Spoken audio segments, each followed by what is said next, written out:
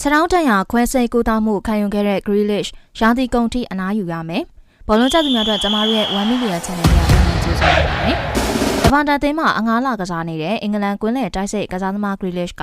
ခြေထောက်တန်ရာခွဲစိတ်ကူးတောင်းမှုခံယူခဲ့လို့ရာသီကုန်ထိအနားယူရတော့မှာဖြစ်ပါတယ်။၎င်းဟာကမ္ဘာဖလားကစားကွင်းမျှော်လင့်ချက်အတွက်ပြီးခဲ့တဲ့နွေရာသီမှာမန်စီးတီးသင်းကနေအေဗာတန်သင်းမှာအငားလာကစားနေတာပါ။နီးပြဒေးဗစ်မွိုင်းစ်ရဲ့အသင်းမှာပုံမှန်နေရာတည်ကြခဲ့ပြီး2ဂိုးသွင်းက6ဂိုးဖန်တီးပေးခဲ့ပါတယ်။ Grealish 30နှစ်ကဒီလိုပုံစံမျိုးဘောလုံးရသည်ကိုအဆုံးမသက်ချင်ပါဘူး။ဒါမဲ့ဒါဟာဘောလုံးမဲ့ဖြစ်ပြီးဖြည့်ဆည်းခံလိုက်ရတယ်လို့ပါပဲ။ခွဲစိတ်ကူးတောင်းမှုခံယူခဲ့ပြီးအခုချိန်မှာတော့ကြမ်းခိုင်မှုပြေးဝါစွာပြန်လာဖို့အလုံးစုံအာရုံစိုက်ရတော့မယ်။ပိုကောင်းမှုမီကြမ်းခိုင်မှုတမ်းမာစွာနဲ့အသေးချာပြန်လာနိုင်မယ်ဆိုတာကျွန်တော်သိပါတယ်။ဒီမြုံနိုင်စရာကောင်းတဲ့ကလပ်ကိုရောက်လာခဲ့တဲ့ကကျွန်တော်ရရှိခဲ့တဲ့ထောက်ခံအားပေးမှုကကဘာတစ်ခုလိုပါပဲ။ဝန်ထမ်းအသင်းမော်တွေအထူးသဖြင့်ပရိသတ်တွေကအားသင်းစရာဖြစ်ပြီးဒီကလပ်ကိုကိုစားပြုကစားတာကိုနှစ်သက်မြတ်နိုးပါတယ်လို့ Grealish ကပြောကြားခဲ့ပါတယ်။ Grealish ရဲ့တရားခွဲစိတ်မှုက2026ကမ္ဘာဖလားပြိုင်ပွဲဝင်မဲ့သောမတ်တူဟဲရဲ့ပါဝင်ခွင့်ရမဲ့မျှော်လင့်ချက်ပျက်စီးခဲ့ရပါတယ်။